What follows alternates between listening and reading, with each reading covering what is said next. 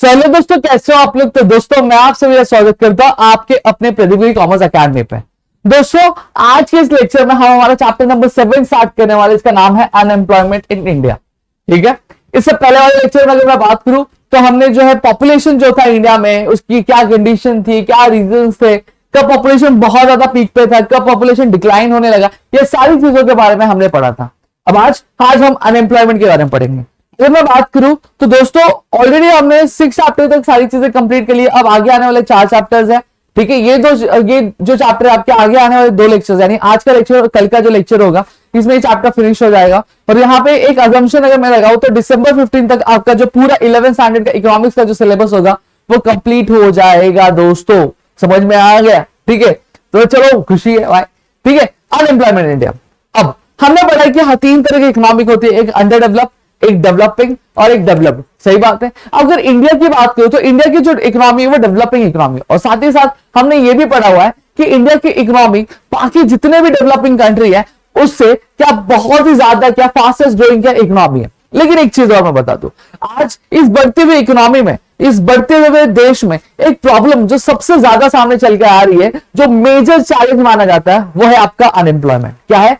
Unemployment. Unemployment major problem क्यों जाना जाता है? अभी हमने जैसा देखा कि इंडिया का जो बर्थ रेट है, यानी जो पॉपुलेशन का जो ग्रोथ रेट है वो बहुत ज्यादा है। ठीक है, अच्छा खासा ज्यादा है। लेकिन उसी की कंपैरेटिवली अगर मैं बात करूं, जो एम्प्लॉयमेंट का रेट है वो बहुत ही कम है। सही बात है कि नहीं बात है? अब हालांकि जो पॉपुलेशन बढ़ रही है, यंग जनरेशन आ रही है, बट वो यंग जनरेशन जो है वो क्या होती जा रही है? वो वेस्ट होती जा रही है। वो जो पॉपुलेशन है, यानी जो ह्यूमन रिसोर्स है, वो ह्यूमन रिसोर्स फेल होता जा रहा है, यानी क्या वेस्ट होता जा रहा है। अब रीजन क्या वेस्ट होने का? ठीक है, क्या सारे तरीके जिससे अनएम्प्लॉयमेंट को क्या किया जाता है, जज किया जाता है, ये सारी चीजें आज के इस लेक्चर में हम क्या बात करेंगे। ठीक है, अब यहां पे अगर मैं बात करूं, अब अनएम्प्लॉयमेंट हमने देखा कि अनएम्प्लॉयमेंट बेसिकली क्या वेस्ट ऑफ ह्यूमन रिसोर्सेस है। ठीक है, अब जो लॉन्ग टर्म अनएम्प्लॉयमेंट होता है, मतलब एक जो बंदा है, अगर जैसे फॉर एग्जांपल मैं हूं, ठीक है, मैं एक बहुत ही लंबे अरसे तक कमा रहा नहीं हूं, मुझे जॉब नहीं मिल रही, मेरी एक अर्निंग नहीं है, तो मैं क्या होगा, मैं गरीब हो जाऊंगा।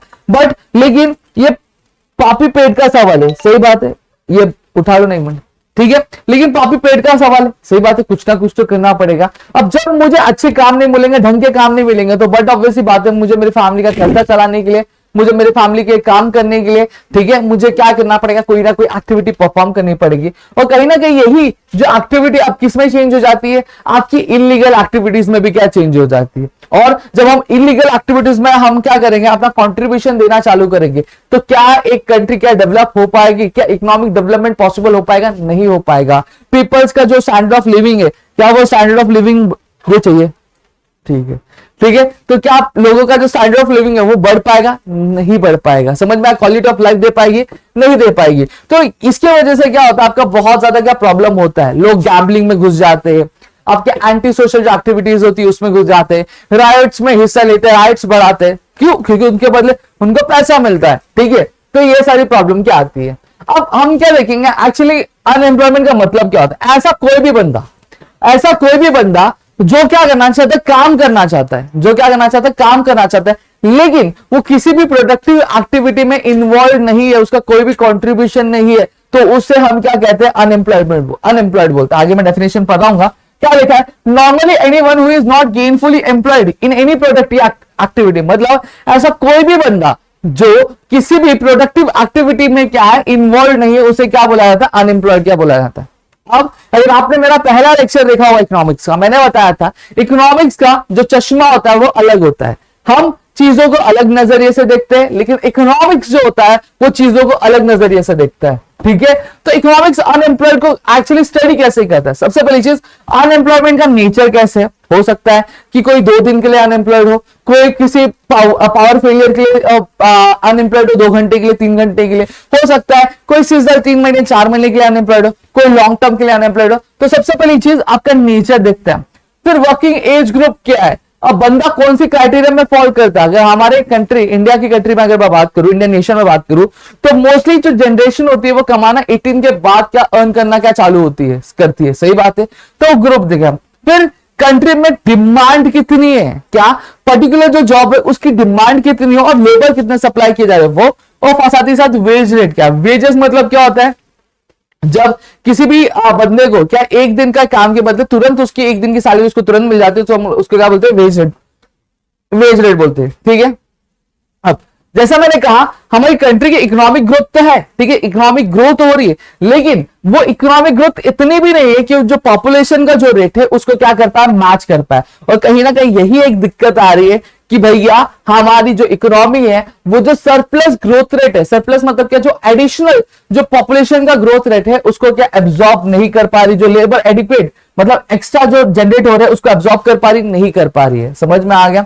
अब यहां पे देखो डेफिनेशन दिया है अनएम्प्लॉयमेंट। अब देखो अगर मैं नॉर्मली बात करूं तो आपके 3 एज ग्रुप होते हैं। एज ग्रुप के कितने स्लैब्स होते हैं, 3 स्लैब्स होते हैं। ठीक है, सबसे पहले आता है आपका, आ जाओ छुम छुम, हाँ, सबसे पहले आता है आपका 0 to 14 का आता है, फिर 15 to 59 का आता है। ठीक है, फिर उसके बाद अगर मैं बात करूं 59 प्लस पकड़ लो, समझ में आ गया, ऐसे एज ग्रुप। अब ये दो जो एज ग्रुप होते हैं ना, ये अनप्रोडक्टिव होते हैं। ठीक है, इन्हें छोटे बच्चों में गिना जाता है, और ये हमारे जो रिटायरमेंट वाली एज होती है वो होती है। ठीक है, जो मेन एज ग्रुप होता है प्रोडक्टिव वाला वो ये होता है। इस दो पॉपुलेशन को अगर मैं बात करूं, इसको डिपेंडेंट पॉपुलेशन क्या बोला जाता है, क्या बोला जाता है, डिपेंडेंट पॉपुलेशन। और इसको इंडिपेंडेंट पॉपुलेशन क्या बोला जाता है। अब क्यों बोला जाता है, क्योंकि भाई ये जो पॉपुलेशन है ये खुद कमाती है, खुद खर्चा करती है, अपने खर्चे खुद देख सकती है, इस लायक होती है। बट ये जो पॉपुलेशन होती है और ये पॉपुलेशन, इसको ये पॉपुलेशन की जो एज ग्रुप है इस पे क्या डिपेंड होना पड़ता है अपने बाकी सारे खर्चों चीजों के लिए। क्लियर हो गया। तो वही बोला अनएम्प्लॉयमेंट एक ऐसा सिचुएशन है जहां पे जो लोग एज ग्रुप में होते हैं, क्या 15 to 59 ईयर्स के, वो काम करने लायक भी होते हैं और काम करना भी चाहते हैं एक पर्टिकुलर वेज रेट पर, लेकिन उन्हें जॉब ही नहीं मिलती है। तो इसी चीज को अनएम्प्लॉयमेंट बोलते हैं। क्या अनएम्प्लॉयमेंट एक ऐसी सिचुएशन है जहां पे कौन से एज ग्रुप के, 15 to 59 ईयर्स के एज ग्रुप के जो लोग हैं काम करने के लायक भी हो और काम करना भी चाहते हैं एक पर्टिकुलर वेज रेट पे, बट उनको कोई भी जॉब नहीं मिलता। तो इसी चीज को हम लोग क्या अनएम्प्लॉयमेंट क्या बोलते हैं। ठीक है, अब यहां पे अगर मैं बात करूं, अगर कोई भी बंदा, अगर देखो क्या बोला गया, अगर कोई भी बंदा अगर एक एम्प्लॉयड कहलाना चाहता है, जैसे फॉर एग्जांपल मैं अनएम्प्लॉयड कब कहलाऊंगा, मैं एम्प्लॉयड तब कहलाऊंगा जब एक जो क्राइटेरिया डिसाइड की गई है किसके द्वारा, नेशनल सैंपल सर्वे ऑर्गेनाइजेशन के द्वारा, नहीं नेशनल सैंपल ऑर्गेनाइजेशन के द्वारा नहीं, आपके रिपोर्ट एक्चुअली। ठीक है, आपका क्या है, मैं एम्प्लॉयड कब कहलाऊंगा, मैं एम्प्लॉयड तभी कहलाऊंगा जो एक क्राइटेरिया डिसाइड की गई है कि भैया कम से कम आपको पूरे हफ्ते में इतने घंटे अगर आप काम करोगे तभी आप एम्प्लॉयड क्या कहलाओगे। ठीक है, वो आपकी 14 आवर्स का कुछ क्राइटेरिया है। अगर आप पूरे हफ्ते में 14 घंटे काम करते हो तो आप एम्प्लॉयड कहीं ना कहीं कहलाना क्या शुरू कर दोगे। अब यहीं पर जब मैं बात करूं, नेशनल सैंपल सर्वे ऑर्गेनाइजेशन ने रिपोर्ट जो सबमिट किया उसकी वजह से क्या कहा है कि अगर कोई भी बंदा एक्चुअली इंडिया में वो अनएम्प्लॉयड तभी कहलाता है जब वो पूरे हफ्ते में क्या 14 आवर्स से कम का काम करता है। अगर कोई बंदा 12 घंटा काम करता है, कोई बंदा 13 घंटा काम कर रहा है पूरे हफ्ते में, तो उसे क्या कहा जाता है, उसे अनएम्प्लॉयड क्या कहा जाता है इंडिया में। ठीक है, नेक्स्ट क्या बोला है, अब ऐसा कोई भी बंदा जो क्या करता है, जो पूरे हफ्ते 15 से लेकर 28 घंटे काम करता है, तो उसको क्या कहा जाता है, अंडर एम्प्लॉयड कहा जाता है। क्या कहा जाता है, अंडर एम्प्लॉयड। क्या एक जो बंदा जो 14 घंटे से कम का काम करता है उसे अनएम्प्लॉयड कहा जाता है। ऐसा बंदा जो 15 से 28 घंटे क्या पूरे हफ्ते में काम करता है उसे क्या कहा जाता है, उसे अंडर एम्प्लॉयड कहा जाता है।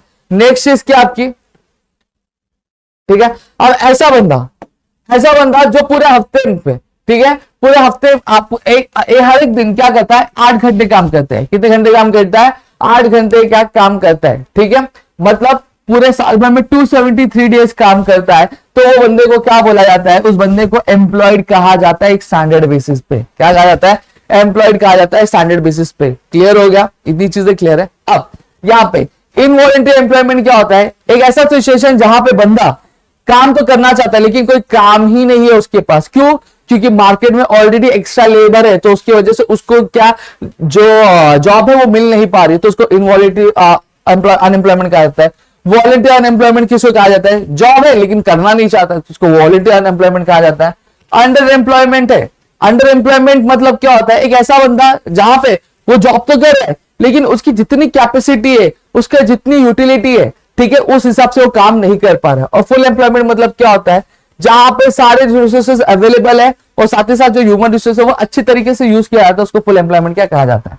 अब now what we are going to study is we are going to study about the types of unemployment. अब टाइप्स ऑफ अनएम्प्लॉयमेंट क्या, वो हम चीज समझेंगे। सबसे पहली चीज आती है आपकी रूरल अनएम्प्लॉयमेंट। रूरल अनएम्प्लॉयमेंट का मतलब क्या होता है? एक ऐसा एम्प्लॉयमेंट जो आपके रूरल एरियाज में हो। ऐसा कोई भी बंदा जो बेरोजगार आपके रूरल एरिया में, तो उसको हम लोग रूरल अनएम्प्लॉयमेंट बोलेंगे। अर्बन अनएम्प्लॉयमेंट मतलब क्या होता है? एक ऐसा बंदा जो आपके अर्बन एरिया में क्या अनएम्प्लॉयड है, तो उसको हम लोग क्या बोलेंगे? अर्बन अनएम्प्लॉयमेंट बोलेंगे। जैसे फॉर एग्जांपल मैं गांव में रहता हूं, मैं गांव में मुझे जॉब नहीं है, तो मैं क्या कहलाऊंगा? एक रूरल अनएम्प्लॉयड पर्सन कहलाऊंगा। वही वाइस वर्सा, मैं अर्बन एरिया में रहता हूं और वहां पे मुझे कोई भी जॉब नहीं, तो मैं अर्बन अनएम्प्लॉयमेंट कहलाऊंगा, अनएम्प्लॉयड कहलाऊंगा। क्लियर हो गया? अब यहां पे अगर मैं बात करूं तो यहां पे आपके दो तरीके के अनएम्प्लॉयमेंट हमें देखने मिलते हैं। एक आपका सीजनल अनएम्प्लॉयमेंट और डिस्गाइज। अब सीजनल में भी क्या होता है, डिस्गाइज में भी आपको दो, सीजनल और डिस्गाइज अनएम्प्लॉयमेंट देखने मिलता है। अब सीजनल अनएम्प्लॉयमेंट क्या होता है? सीजनल अनएम्प्लॉयमेंट मतलब देखो, सीधी सीधी बात है, आपने देखा होगा कि कुछ लोग होते हैं जिनका एक सीजन होता है, जैसे 3 महीने पूरे साल में काम करते हैं, 2 महीने काम करते हैं, 4 महीने काम करते हैं। जैसे अगर बात करूं फार्मर्स की बात करिए, अब हम सभी जानते हैं कि जो फार्मर्स का जो मेन प्रोडक्टिव होता है, यानी मेन जो प्रोडक्शन होता है, ठीक है, वो आपके मानसून सीजन में होता है। वो जो खेती करते हैं वो मानसून में करते हैं, सही बात है। और फिर जो खेती होती है मानसून से, उसी को फिर बाद में काट पीट के वो क्या कहते हैं, बेचते, तो उनकी वो जो है कमाई होती है। लेकिन अब ये जो मानसून होता है हमारे इंडिया में, वो पर्टिकुलर मंथ्स के लिए होता है कि उससे ज्यादा होता है नहीं, पर्टिकुलर मंथ्स के लिए होता है। तो फिर वो पर्टिकुलर मंथ जब चला जाता है तो उनके पास कुछ काम रहता है, नहीं काम रहता है, तो वो क्या कहलाते हैं? वो अनएम्प्लॉयड कहलाते हैं। तो ये जो एम्प्लॉयमेंट आई थी वो क्या थी? सीजनल थी कि अनसीजनल थी? सीजनल एम्प्लॉयमेंट थी, ठीक है। तो बाकी सारे सीजन क्या होते हैं? वो अनएम्प्लॉयड रहते हैं। तो यही चीज बोली गई है। A large number of people remain unemployed during the slack season or in the off season. सही बात है, मतलब जहां पे उनका कुछ काम नहीं चलता है। Agriculture being a seasonal occupation, farmers have to depend upon the monsoon for cultivation. Majority of the labor force in the agriculture sector remain unemployed for nearly 5 to 7 months. जैसा मैंने आपको कहा, ठीक है, इतनी चीजें क्लियर है। अब सेम चीज आपने देखा होगा कि जैसे टूरिस्ट वाले होते हैं, जो गाइड्स होते हैं, तो कुछ कुछ मौसम होते हैं, जैसे गोवा की अगर बात करो तो गोवा में मेजरली जो लोग विजिट करना पसंद करते हैं वो आपकी गर्मी के मौसम में क्या विजिट करना पसंद करते हैं, ठीक है। तो वहां के जो गाइड्स होंगे, जो होटल वाले होंगे, जो बकेरा वगैरह एक्सवाइजेड बहुत सारे लोग होंगे, तो उनका मेन एम्प्लॉयमेंट कब चालू होता है? वो आपके समर के वेकेशन में ही चालू होता है। अब बारिश के मौसम में कोई जनरली गोवा विजिट नहीं करता है, ठंडी के मौसम में जनरली कोई गोवा विजिट करता है क्या? कोई गोवा विजिट करता है क्या? नहीं विजिट करता है, ठीक है। तो कोई विजिट नहीं करता है, सही बात है। तो इसको हम लोग क्या बोलेंगे? इसको हम लोग सीजनल अनएम्प्लॉयमेंट बोलेंगे, ठीक है, कि जहां पे पर्टिकुलर कुछ मंथ के लिए वो जॉब करते हैं, लेकिन कुछ मंथ के बाद उनके पास जॉब रहती नहीं है। फिर डिस्गाइज अनएम्प्लॉयमेंट क्या होता है? डिस्गाइज अनएम्प्लॉयमेंट जैसे फॉर एग्जांपल, अब ये एक लैंड है, ठीक है, इस लैंड को कल्टीवेट करने के लिए कितने एम्प्लॉयमेंट चाहिए? 3 लोग चाहिए, 3 लेबर बहुत ज्यादा है। लेकिन इस जमीन पे काम कितने लोग कर रहे हैं? 6 लोग काम कर रहे हैं। समझ में आ रहा है कि नहीं आ रहा है? मतलब इस लैंड पे काम करने के लिए जितने लेबर एक्चुअली रिक्वायर्ड है, उससे ज्यादा लोग यहाँ पे क्या काम कर रहे हैं। तो इसको हम लोग क्या बोलते हैं? Disguise unemployment. इसको साथ ही साथ क्या बोला जाता है? एक आपका इनविजिबल अनएम्प्लॉयमेंट भी क्या बोला जाता है दोस्तों। ये ज्यादातर आपके विलेज एरिया में पाया जाता है, ठीक है।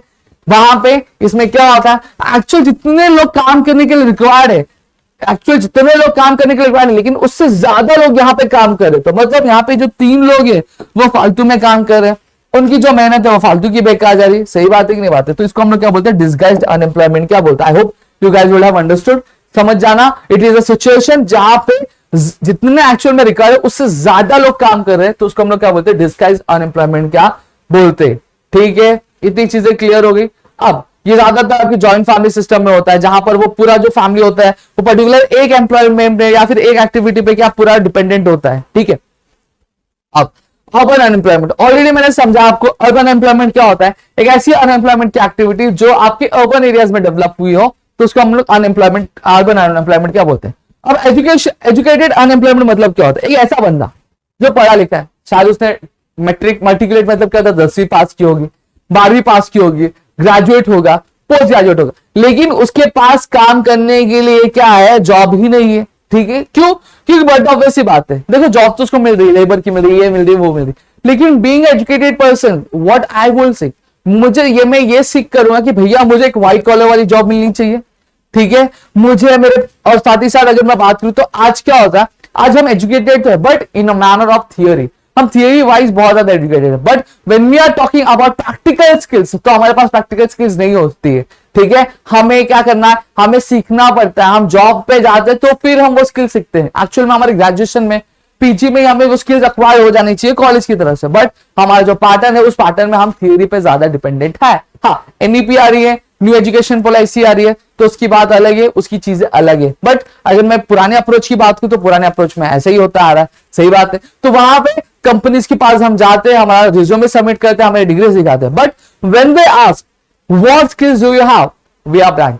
हम ब्लैंक होते हैं, हमारे पास कोई स्किल ही नहीं होता है। क्योंकि देखो, मैं भी एक ऑर्गेनाइजेशन हूं, मैं भी एक बंदा हूं, अगर मैं किसी को हायर करूंगा, बट ऑब्वियसली बात मैं क्या सोचूंगा, मैं सोचूंगा एक ऐसा बंदा आना चाहिए जिसके पास स्किल्स हो, जो एक्सपीरियंस हो, जिससे इस काम के बारे में नॉलेज हो। क्यों? क्योंकि वहां कहीं ना कहीं मेरा जो काम है वो कम हो जाएगा।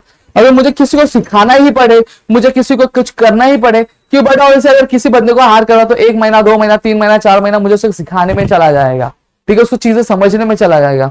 तो तब तक मैं उसको पगार में दूं तो ये तो बड़ी ज्यादती होगी, सही बात है। तो वहां पे ये चीज होती है, ठीक है। साथ ही साथ उनके पास अवेयरनेस नहीं होता है किसके बारे में, एजुकेशनल जो अपॉर्चुनिटीज है, एजुकेशनल अपॉर्चुनिटीज मतलब पढ़ लिखने के बाद फिर क्या सारी एम्प्लॉयमेंट अपॉर्चुनिटीज उनके सामने अवेलेबल, उसकी नॉलेज नहीं होती। तो यहाँ पे ये सारी प्रॉब्लम आती है। तो इसको हम लोग क्या बोलते हैं, आपके एजुकेटेड अनएम्प्लॉयमेंट बोलते हैं, ठीक है। मेरी क्या सर आएगा चाबी फिर, अच्छा ठीक है। फिर आता है आपका इंडस्ट्रियल अनएम्प्लॉयमेंट। अब इंडस्ट्रियल अनएम्प्लॉयमेंट होता है एक ऐसा एम्प्लॉयमेंट अनएम्प्लॉयमेंट जो कौन से सेक्टर में आता है, आपके इंडस्ट्रियल सेक्टर में आता है। कौन से सेक्टर में आता है, आपके इंडस्ट्रियल सेक्टर में आता है। तो इसको हम लोग क्या बोलेंगे, इंडस्ट्रियल अनएम्प्लॉयमेंट क्या बोलेंगे। जनरली इसको अगर मैं बात करूं तो ओपन अनएम्प्लॉयमेंट भी क्या बोला जाता है। अब ओपन अनएम्प्लॉयमेंट क्यों बोला जाता है, देखो अगर आपको बताओ तो इंडस्ट्रियल है, अगर इंडस्ट्रियल ग्रोथ स्लो हो रही है लेकिन जो पॉपुलेशन है वो बहुत ज्यादा बढ़ रही है, सही बात है, पॉपुलेशन बहुत ज्यादा बढ़ रही है, ट्रेनिंग फैसिलिटीज जो वर्कर्स को वो नहीं मिल रही है, low adaptability to the modern technology, मतलब जो लोग हैं, जो वर्कर्स है, वो जो मॉडर्न टेक्नोलॉजी आ रही है उसको अडेप्ट नहीं कर पा रहे, उसको सीख नहीं पा रहे, ठीक है। इंडस्ट्रीज जो है वो मैं रहता बोईसर में, लेकिन इंडस्ट्री तलासरी में, भाई बोडी में, तो मुझे आने जाने में बहुत ज्यादा प्रॉब्लम हुई, सही बात है कि नहीं बात है। लो मोबिलिटी ऑफ लेबर, मतलब लेबर एक जगह से दूसरी जगह मूव नहीं कर सकता। तो ये एक मेन रीजन है आपके क्या, इंडस्ट्रियल अनएम्प्लॉयमेंट का। अब इंडस्ट्रियल अनएम्प्लॉयमेंट की भी बहुत सारे अलग अलग टाइप्स है, तो हम लोग यहां पे देखेंगे, ठीक है।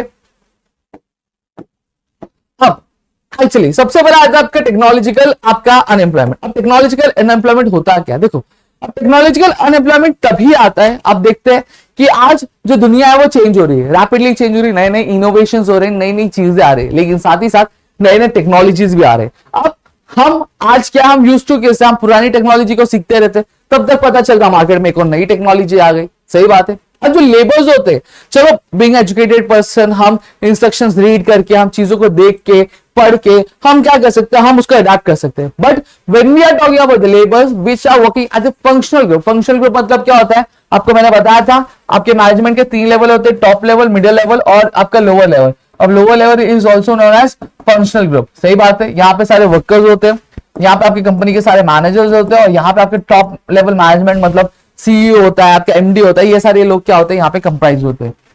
इतनी चीजें क्लियर है पक्का। तो ये जो फंक्शनल ग्रुप वाले रहते हैं वो इतने एजुकेटेड नहीं होते, उन्हें इतनी चीजों के बारे में नहीं पता होता है, तो वो कहीं ना कहीं क्या कर पाते हैं, वो नई टेक्निक्स को अडेप्ट नहीं कर पाते, ठीक है। और जिसकी वजह से वो उन्हें क्या, उनकी जॉब से क्या निकाल दिया जाता है, ठीक है। तो वहां पे ये क्या होगा, ये जो अनएम्प्लॉयमेंट किससे क्रिएट हुआ, टेक्नोलॉजिकल बेसिस से हुआ, तो इसलिए इसको क्या बोला जाता है, टेक्नोलॉजिकल अनएम्प्लॉयमेंट क्या बोला जाता है। और फ्रिक्शनल अनएम्प्लॉयमेंट क्या होता है, फ्रिक्शनल अनएम्प्लॉयमेंट मतलब देखो अब ऑर्गेनाइजेशन है, इंडस्ट्री, कई बार मशीनें चलती है, और मशीनें जब चलती है तो कई बार मशीनें खराब हो जाती है, तो वहां पे मशीन जब तक बनती नहीं है तो उस मशीन पे पर्टिकुलर जो बंदा काम कर रहा है उसके पास काम नहीं होता, तो 2 घंटा 3 घंटा काम करता है, तो 2-3 घंटे के लिए आपका अनएम्प्लॉयड हो जाता है। लाइट चली गई, जनरेटर नहीं है ऑर्गेनाइजेशन में, जब तक लाइट नहीं आएगी कोई काम कर पाएगा, नहीं कर पाएगा, काम करना चाहता लेकिन काम नहीं कर पाएगा, तो क्या हो गया आपका frictional unemployment. Shortage of raw material जो है खत्म हो गया है, अब रॉ मटेरियल जब तक आएगा नहीं तब तक प्रोडक्शन आगे नहीं हो पाएगा, तो वर्कर काम कर पाएगा नहीं कर पाएगा, तो इसको हम लोग फ्रिक्शनल अनएम्प्लॉयमेंट बोलते हैं। स्ट्राइक हो गया, ठीक है, आपका धरना हो गया, अब वहां पे बंदा जो है काम करना चाहता है लेकिन काम कर पाएगा नहीं कर पाएगा, तो it is known as frictional unemployment. और साइक्लिकल अनएम्प्लॉयमेंट क्या होता है, अब हमने देखा बिजनेस है, ठीक है, बिजनेस बेसिकली कहीं ना कहीं अपने इकोनॉमिक से जुड़ा होता है। अब बिजनेस में कई बार आपके फ्लक्चुएशंस होते हैं, कभी बहुत ही अच्छा चलता रहता है, कभी बहुत ही बुरा चलता रहता है। अब जब अच्छा चल रहा है तो अच्छी बात है, तो वहां पे लोगों को एम्प्लॉयमेंट अच्छा खासा मिलेगा, लोग काम करेंगे, जॉब करेंगे अच्छी खासी। लेकिन जब फ्लक्चुएशन होता है बिजनेस में, बिजनेस अपने डिप्रेशन वाले पीरियड में चल रहा है, यानी बिजनेस गिर रहा है, तो बिजनेस जब गिरेगा तो बट ऑब्वियसली उतना प्रोडक्शन नहीं होगा, उतना प्रोडक्शन नहीं होगा तो being the owner of the company मैं क्या सोचूंगा, जब इतना प्रोडक्शन नहीं है तो मैं इतने लेबर्स रख के क्या करूंगा, तो मैं लेबर्स को निकालना चालू करूंगा। अभी लेबर्स को निकाला तो क्या हो गया, अनएम्प्लॉयड हो गया। और ये अनएम्प्लॉयमेंट क्यों हो रहा है, बिजनेस साइकिल की वजह से। That's what it is known as cyclical unemployment. ठीक है, स्ट्रक्चरल अनएम्प्लॉयमेंट होता क्या, देखो ये एक ऐसा तरह का अनएम्प्लॉयमेंट जिसमें आपका अनएम्प्लॉयमेंट तब क्रिएट होता है जब हमारी जो इकोनॉमी है उसमें एक बहुत ही बड़ा बदलाव होता है, तो उसके वजह से क्या ये स्ट्रक्चरल अनएम्प्लॉयमेंट का क्रिएट होता है। जैसे फॉर एग्जांपल आपने टिकटॉक देखा था, अब टिकटॉक पे बहुत सारे कंटेंट क्रिएटर्स थे। अब कंटेंट क्रिएटर्स थे, सही बात है, अब वहां पे जो लोग वीडियोस बना रहे थे, अच्छी खासी अर्निंग कर रहे थे, सारी चीजें अच्छी खासी कर रहे थे। लेकिन अचानक से गवर्नमेंट ऑफ इंडिया का एक रूल आया, एक नोटिस आया जहां पे टिकटॉक को बैन कर दिया गया। अभी टिकटॉक को बैन किया, ठीक है, और टिकटॉक को बैन किया तो जितने कंटेंट क्रिएटर थे टिकटॉक के पे वो, हाँ हालांकि बाद में वो शिफ्ट हो गए दूसरे आपके एप्लीकेशन में, बट वहां पे जितने भी टिकटॉकर्स थे वो क्या हो गए थे, अनएम्प्लॉयड हो गए थे। ये अनएम्प्लॉयड क्यों है, क्योंकि आपके कंट्री ऑफ इंडिया यानी इंडियन कंट्री में आपका क्या हुआ, आपके इकोनॉमिक जो कंडीशन है या फिर अगर मैं बात करूं जो गवर्नमेंट की पॉलिसी उसमें बहुत बड़ा बदलाव किया गया और इसकी वजह से क्या अनएम्प्लॉयमेंट क्रिएट हुए, तो इसको हम लोग क्या बोलते हैं, स्ट्रक्चरल अनएम्प्लॉयमेंट क्या बोलते हैं। ठीक है, सेम चीज अगर मैं बात करूं, जैसे फॉर एग्जांपल टेक्नोलॉजी चेंज होती, अब पहले हॉर्स कार्ट यूज किया जाता था, लेकिन टाइम चेंज हुआ, चीजें बदली, अब क्या आ गया, आपकी रिक्शाज आ गई। अब हॉर्स कार्ट को यूज करता है क्या, जल्दी नहीं यूज करता, अब हॉर्स कार्ट चलाने नहीं आता।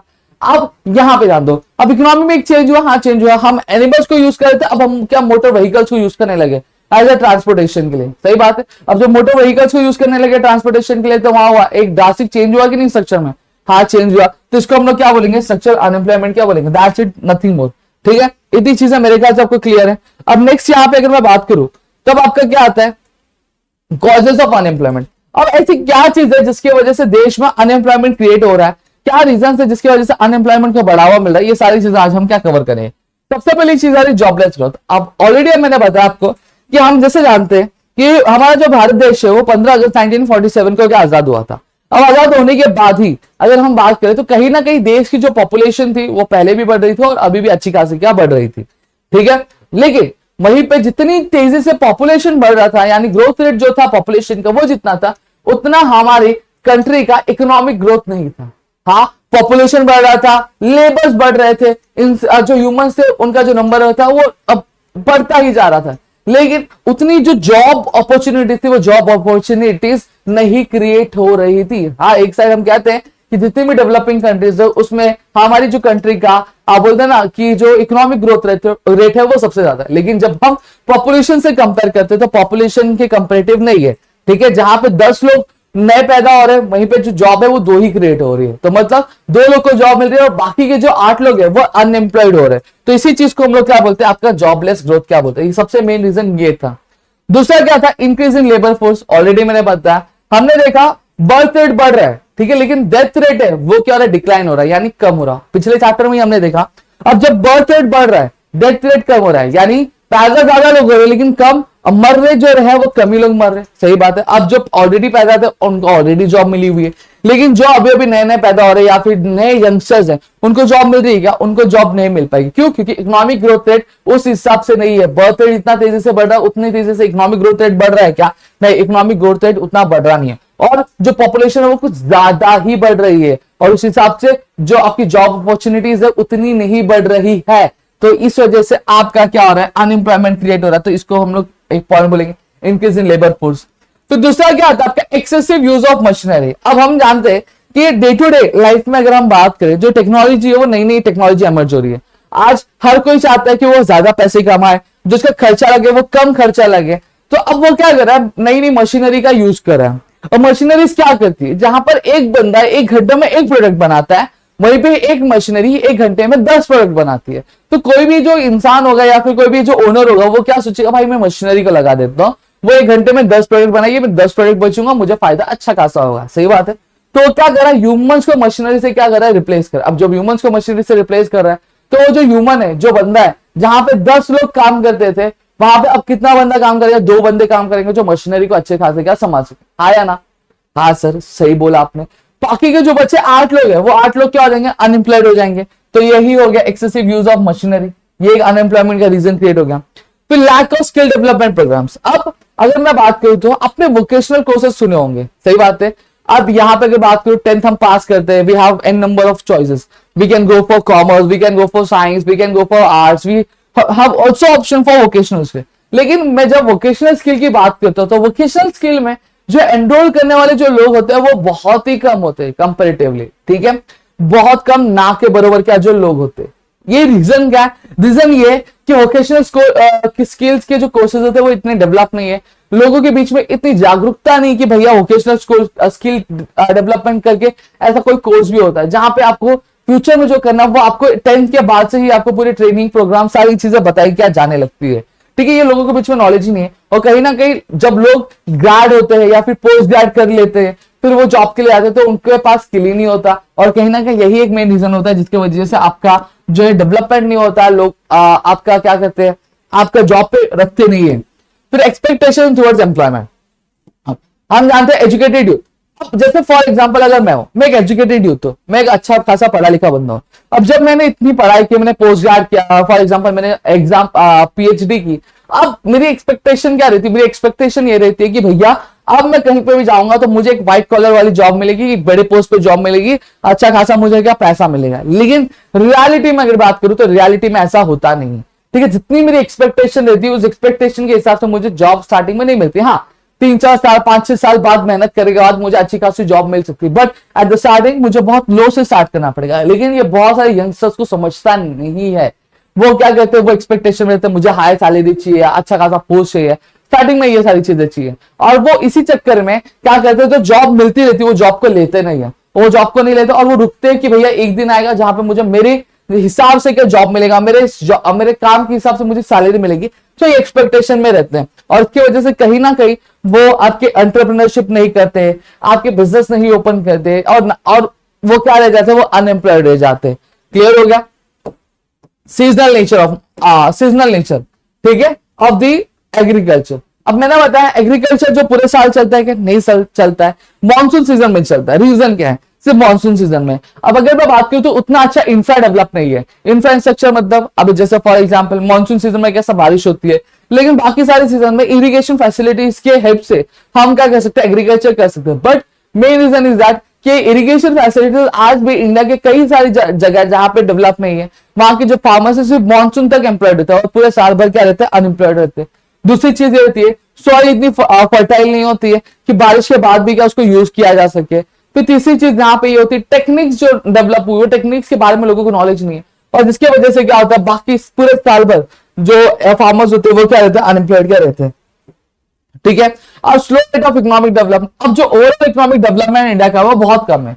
अब इरिगेशन जो फैसिलिटीज है वो इनएडिक्वेट है, ठीक है, फर्टिलाइजर्स अच्छे खासे अवेलेबल नहीं है, जो आपका इंफ्रास्ट्रक्चर का ग्रोथ है वो अच्छा खासा नहीं है, जिसकी वजह से इंडस्ट्रियल एक्सपेंशन हो पा रहा है क्या, इंडस्ट्रियल एक्सपेंशन नहीं हो पा रहा है, और इसकी वजह से जो अपॉर्चुनिटीज एम्प्लॉयमेंट की वो भी लोगों को मिल नहीं पा रही है, ठीक है।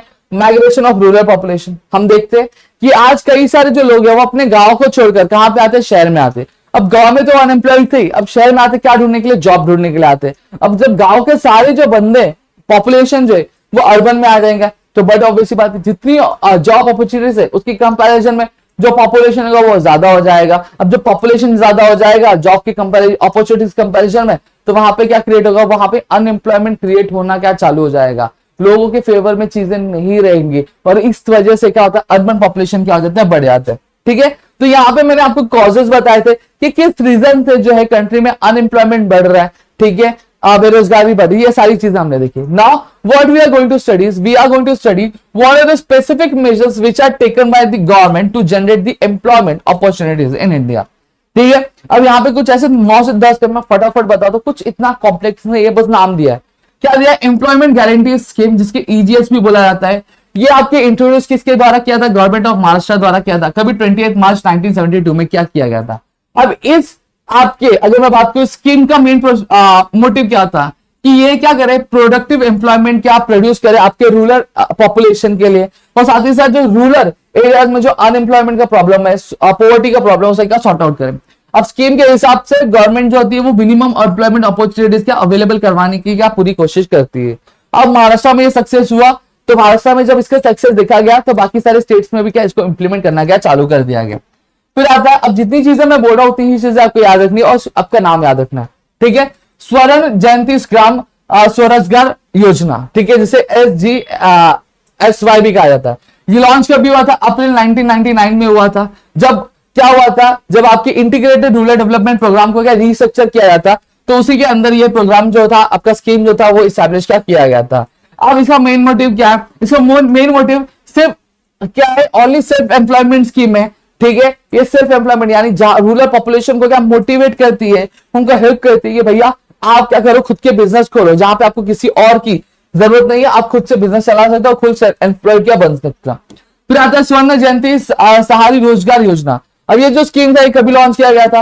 ये लॉन्च किया था दिसंबर 1997 में, ठीक है। यहाँ पे ये गेनफुल एम्प्लॉयमेंट क्या प्रोवाइड करता है कि उसको अर्बन अनएम्प्लॉयड एरियाज में रहने वाली पॉपुलेशन को, ठीक है। अब यहाँ पे ये क्या करता है, सेल्फ एम्प्लॉयमेंट को प्रमोट करता है, वुमेन सेल्फ एम्प्लॉयमेंट को प्रमोट करता है, स्किल ट्रेनिंग यानी ट्रेनिंग प्रोवाइड करता है जहां पे जो लोग है वो क्या स्किल्स अक्वायर कर सके, ठीक है। अर्बन वेज एम्प्लॉयमेंट प्रोग्राम भी उसने क्या आपका क्या अटेम्प्ट क्या करवाया। अब स्कीम के तहत आपकी जो सेंट्रल गवर्नमेंट है वो 75% जो है 75% इस प्रोग्राम का खर्चा उठाती है और बाकी के जो 25% है वो स्टेट गवर्नमेंट क्या उठाती है। प्रधानमंत्री रोजगार योजना, अब ये जो स्कीम था 1993 में क्या हुआ था, इस्टेब्लिश किया गया था ताकि एक सस्टेनेबल सेल्फ एम्प्लॉयमेंट क्या अपॉर्चुनिटीज क्या वो डेवलप की जा सके। किसके लिए? More than 1 million educated unemployed youth, मतलब आपके जो 10 लाख आपके जो अनएजुकेटेड 10 लाख जो एजुकेटेड अनएम्प्लॉयड जो लोग हैं उनके लिए, ठीक है। फिर training rural youth for self employment, ठीक है। अब यहां पे बात करूं तो ये जो प्रोग्राम इनिशिएट किया था 1979 में इनिशिएट किया था, किस ऑब्जेक्टिव से? आपके जो अनएम्प्लॉयमेंट की जो प्रॉब्लम है उसको टैकल करने के मोटिव से। अब इसका मेन एम क्या था, ताकि वो 2 लाख जो रूरल यूथ है हर साल उनको क्या कर सके, ट्रेन कर सकते और उन्हें सेल्फ एम्प्लॉयड क्या बना सके, ठीक है। बाद में ये जो प्रोग्राम था एमर्ज किसके द्वारा हो गया था? स्वर्ण जयंती ग्राम स्वरोजगार योजना, कभी अप्रैल 1999 में, ठीक है। फिर आता है जवाहर रोजगार योजना। अब 1 अप्रैल 1989 में ये इस्टेब्लिश हुआ था। गवर्नमेंट ने नई वेज एम्प्लॉयमेंट स्कीम जो थी इस्टेब्लिश की थी। अब जो जवाहर रोजगार योजना है वो एक इंटेंसिव एम्प्लॉयमेंट स्कीम है जहां पर 120 डिस्ट्रिक्ट में 120 बैकवर्ड डिस्ट्रिक्ट जहां पे आपके डेवलपमेंट का नामो निशान नहीं था उसको क्या डेवलप करने की कोशिश करी थी। अभी इस इफेक्ट से अप्रैल 1999 में इसे रीनेम किया गया, क्या? जवाहर ग्राम समृद्धि योजना, ठीक है। फिर आता है Mahatma Gandhi National Rural Employment Guarantee Scheme, ठीक है। अब ये कभी हुआ 2 अक्टूबर 2009 में क्या इस्टेब्लिश हुआ था और इसको बाद में रीनेम कर दिया गया क्या? Mahatma Gandhi National Rural Employment Guarantee Scheme. अब ये स्कीम क्या करता है, आपकी कम से कम 100 दिन का आपको जो पॉपुलेशन है उसको एम्प्लॉयमेंट अपॉर्चुनिटीज के अवेलेबल करवाता है, उसको एम्प्लॉयड रखने की कोशिश करता है एक पर्टिकुलर फाइनेंशियल ईयर में, जहां पे हर एक जो मेंबर है आपके एक घर में जो एक मेंबर होता है उसे क्या किया जाता है, उसे आपके मैनुअल वर्क करने के लिए और साथ ही साथ उसको स्किल्ड अपॉर्चुनिटीज क्या प्रोवाइड क्या की जाती है। अब फिर उसके बाद आता है आपका क्या? दीनदयाल उपाध्याय ग्रामीण कौशल्य योजना 2014। ये बहुत ही इंपॉर्टेंट प्लेसमेंट है जहां पे स्किल ट्रेनिंग प्रोग्राम क्या रन किया जा रहा है आपकी मिनिस्ट्री ऑफ रूरल डेवलपमेंट के द्वारा। ये अनाउंस कभी किया था सितंबर 23, 2014 में। अब ये मिशन था क्या? पॉवर्टी को कम करने के लिए और सक्सेसफुली आपके जो एम्प्लॉयमेंट अपॉर्चुनिटीज है रेगुलर वेजेस के बेसिस पे क्या डेवलप करने की क्या कोशिश क्या यहाँ पे की जा रही थी, ठीक है। अब जो फोकस था इस प्रोग्राम का वो क्या था? रूरल यूथ पे और पुअर फैमिलीज को क्या डेवलप करने का, और मेनली जो लोग एज ग्रुप 15 to 35 ईयर्स में आ रहे हैं उनको ज्यादातर एम्प्लॉयमेंट अपॉर्चुनिटी अवेल करवा सकते। इस प्रोग्राम का क्या मेन मोटिव था। फिर आता आपका क्या? National policy for skill development, ठीक है, एंड एंटरप्रेन्योरशिप 2015। इसमें एक्सप्लेन जैसा कुछ नहीं, यहाँ पे आपको डेट्स और आपको बस नाम याद रखना है, बाकी और कुछ नहीं, ठीक है। पहला जो नेशनल पॉलिसी था आपका स्किल डेवलपमेंट का कभी नोटिफाई हुआ था, कभी आया था 2009 में आया था, ताकि to promote private sector participation via innovative funding models, ठीक है, ताकि जो आपके प्राइवेट सेक्टर्स है वो क्या कर सके, वो इस चीज में क्या पार्टिसिपेट कर सके आपके अलग अलग जो फंडिंग मॉडल्स है उसके मदद से। अब जो ऑब्जेक्टिव था इस स्कीम का वो क्या था कि वो कोऑर्डिनेट कर सके और बाकी सारे जो फैक्टर्स है उसको क्या स्ट्रेंथ कर सके, ताकि जो एंटरप्रेन्योरशिप है उसको एक नेक्स्ट लेवल पे लेके जाया जा सके। अब इसमें इंक्लूड क्या होता था? प्रमोट एंटरप्रेन्योरशिप कल्चर, फिर साथ ही साथ जो आपका क्या है, हाँ, फिर एंटरप्रेन्योरशिप जो है उसको एज अ करियर ऑप्शन और भी ज्यादा क्या एनहांस किया जाए। फिर साथ ही साथ जो एंटरप्रेन्योरशिप है वो वुमेन्स के बीच में भी क्या किया जाए, बढ़ाया जाए। स्टार्टअप इंडिया इनिशिएटिव अभी इंट्रोड्यूस किया था आपका जनवरी 2016 में, ताकि क्या किया जा सके, ज्यादा से ज्यादा क्या आपका एक्सपोर्ट किया जा सके, ठीक है, और साथ ही साथ आपकी जो पॉपुलेशन जो शिफ्ट हो रही है फॉरेन कंट्रीज में उसको रोका जा सके, ठीक है। फिर उसके आगे प्रधानमंत्री कौशल विकास योजना। अब इस ऑब्जेक्टिव का मेन मोटिव क्या था, स्किल डेवलपमेंट को क्या करना है, एनकरेज करना, ठीक है, ताकि मॉनेटरी रिवॉर्ड्स मिल सके उनको। और साथ ही साथ गवर्नमेंट ने बजट जो रखा था 12,000 करोड़ का इसके लिए बजट रखा था 2020 तक, ये स्कीम जो था चला था। अब यहाँ पे अगर बात करूं तो पूरा जो चैप्टर आपका खत्म हो गया, बस इसमें ये कुछ चीजें थी जो यहाँ पे आपको रीड करने वाला था, पॉलिसी जो था, बाकी उसमें एक्सप्लेनेशन जैसा कुछ नहीं था, ठीक है, समझने जैसा कुछ नहीं था। आई होप आपको चीजें यहाँ पे समझे होंगी। और यहाँ पे हमारा एक और चैप्टर खत्म हो गया। अब बच्चे आपके रिमेनिंग 3 चैप्टर्स जिसका ना 8, 9, 10 वो भी आपके आने वाले दिनों में हमारे कंप्लीट हो जाएंगे। अगर आपको वीडियो अच्छी लगी प्लीज वीडियो को लाइक करिएगा, चैनल सब्सक्राइब नहीं किया तो चैनल सब्सक्राइब करो, अपने दोस्तों शेयर करो, ताकि ऐसे और कई सारे वीडियोस हम आपके लेकर आ सके आपके अपने पेडिग्री कॉमर्स अकेडमी पे दोस्तों।